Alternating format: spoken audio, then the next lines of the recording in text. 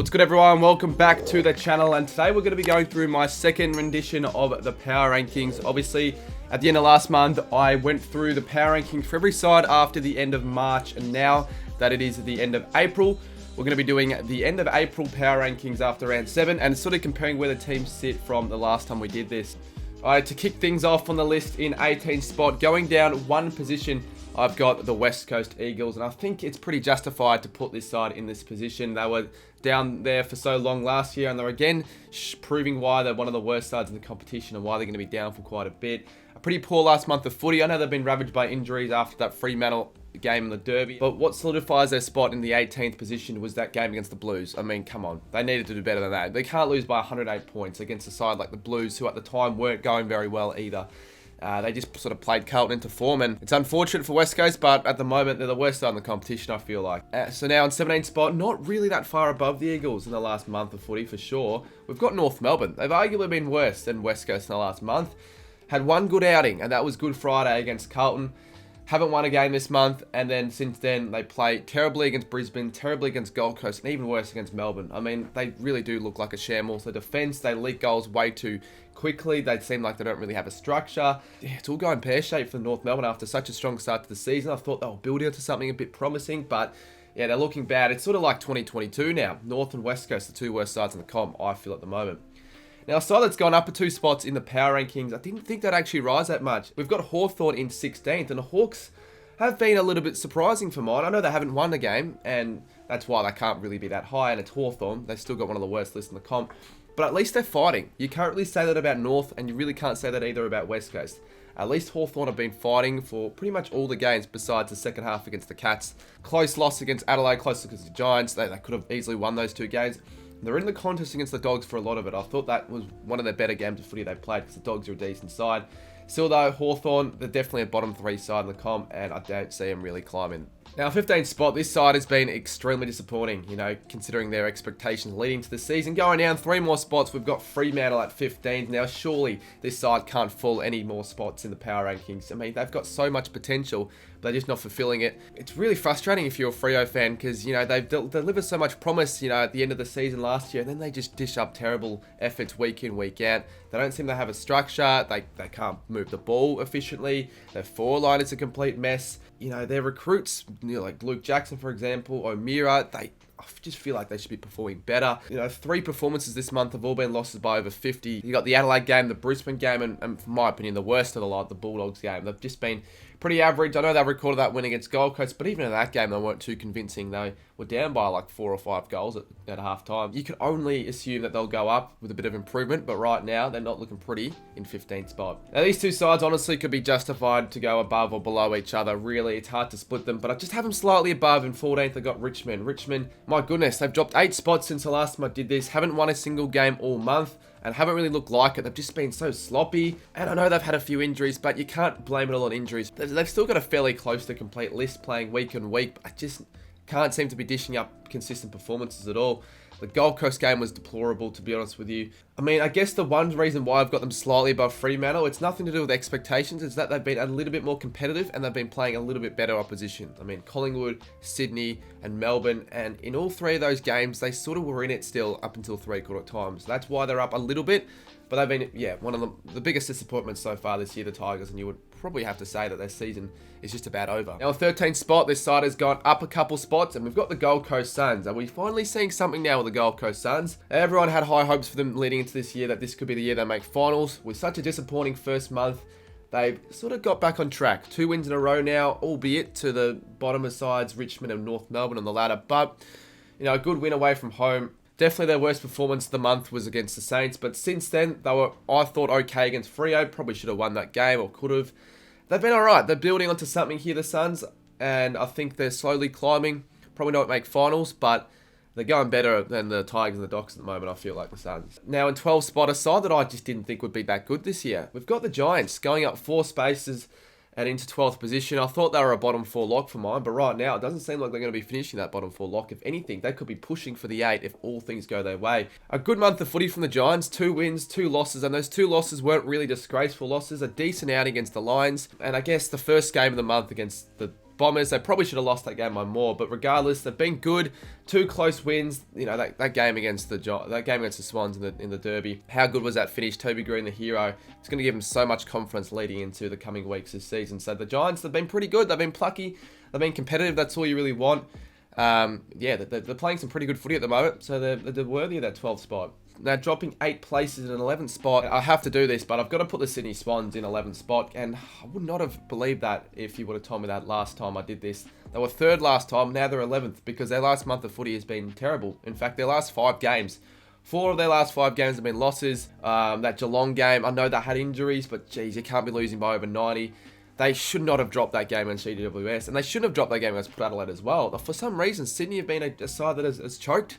They've been known as a choking side this year, and yeah, things are just not going right at the moment structurally for the Swans. They're not looking great. I think they can turn things around though, but it's not looking amazing. Next week they got Collingwood, and they could be sitting 3 and 5 after round 8, which wouldn't be great. Now, in at 10th spot and going up 1 place, honestly, not really putting a foot wrong at the moment. I've got the Western Bulldogs. I think they've had a pretty good month of footy. They're building along quite nicely. 3 wins, obviously beating Richmond, and probably the win at the moment doesn't look as good as it was back then.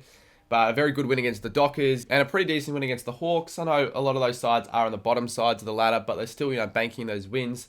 And they weren't too bad against Port Adelaide. I thought that was a bit of a 50-50 game. So they're doing all right. They're now, above the ledger, 4 and 3. So I can't really have them too much high because they still haven't been overly convincing. They're still not the complete package yet, the Dogs, but they're doing okay at the moment. So I have them 10. A side that has also been fairly impressive this month, I'd still say. We've got Essendon in 9th, going up 1 more spot.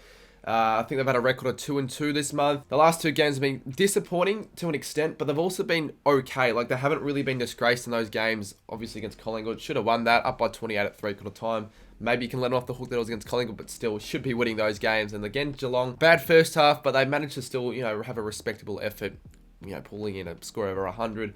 And obviously the 2 wins in the first half. That game against Melbourne, that was the highlight of their month. They're a side, to be honest with you, that has proven to me in the first 7 weeks of the round they can compete with the best. They've certainly had a tough 3 weeks, and they've probably done better than what most would have assumed they would have done if we were talking about Essendon before the start of the season. So I have them in 9th for now. There are 8 better sides, I reckon, at the moment ahead of them, but there's certainly a chance for finals here, Essendon, if they can get things going their way. Now, at 8th spot, a side that has gone down 4 spots and might almost be lucky to be put in this 8th position.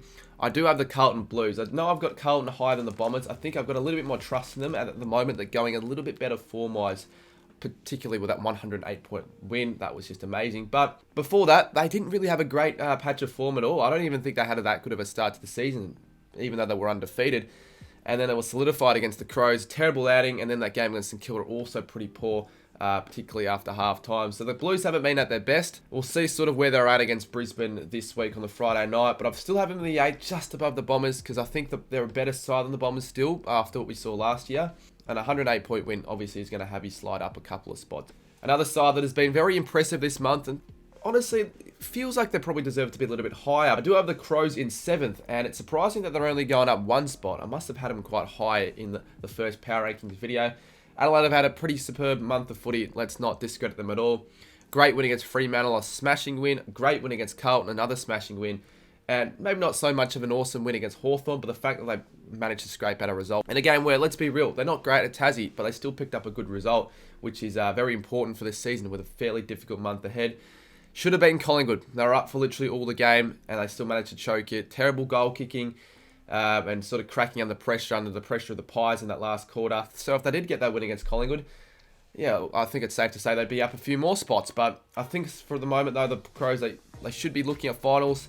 They're a great side at the Adelaide Oval. It's still, in my opinion, question marks on whether they're able to beat the decent to good sides away from home consistently. Another side from South Australia, up 8 spots. Now we're in at the 6th spot in the Power Rankings. I have put Adelaide. They've had an awesome month of footy, the Power. Let's not undertake that. They've had 4 wins now on the trot in a row. They have not put a foot wrong, and they've been against some decent opposition. Sydney at the time were looking really good at the SCG. That's a really difficult win to get, let's be real. They obviously beat the Eagles. Not much to say about that game. A really hard fought contested win against the Dogs. and an awesome performance against the Saints, finding a way to outscore the Saints was awesome. They're on the much better side in the contest in pretty much all stats after quarter time. So a side that you never know could make the top 4 this year if they continue banking these wins. In 5th spot, not really moving in any spot for the power rankings, I do have the Saints. Now I do have them slightly ahead of the Power, because I think for mine, if we talk about the season as a whole, I think they've been slightly more impressive than the Power, because obviously we still have to take into account the poor game against Adelaide and Collingwood at the start of the year. A bit of a patchy month in terms of win-loss. I feel like they've still been fairly impressive. They've been above the ledger in terms of the performances. A really good win against Gold Coast, good win against Carlton, a side that I think will be still fairly decent this year.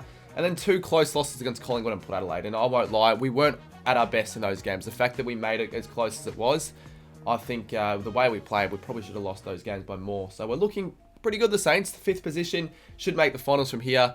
Not too much to be worried about for St Kilda.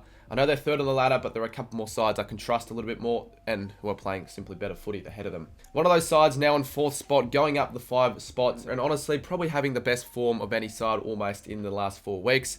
I've got Geelong. Geelong have absolutely obliterated all their competition in the last 4 weeks, albeit not the best. You know, Hawthorn, the Eagles, but then in the last couple of weeks, Sydney, the fact that they were able to score over 20 goals against them, completely just obliterate them. And then they did the same thing against the Bombers. The game was won at half-time. So the Cats, they're the highest scoring side in the competition. They're finally getting things clicking at the moment. Dangerfield's having really good form at the moment. You know, obviously Jeremy Cameron, Tom Hawkins, 8 goals on the weekend. So all their best players are finally clicking. And because it's Geelong, you've got to have them a little bit higher from what, you know, they're capable of. So, yeah, they're probably primed for another top 4 spot at the moment, to be honest, which is unfortunate because I'm not a big fan of the Cats. Another side that looks to be doing pretty well after a fairly slow start to the season, up 4 spots. We've got the Brisbane Lions sitting in the 3rd spot in the Power Rankings. I think they've won their last 4 games as well. So just like the Cats and the Power, great month of footy form-wise and really just doing what they need to be doing. They haven't played, I don't think, the best opponents in the last month of footy.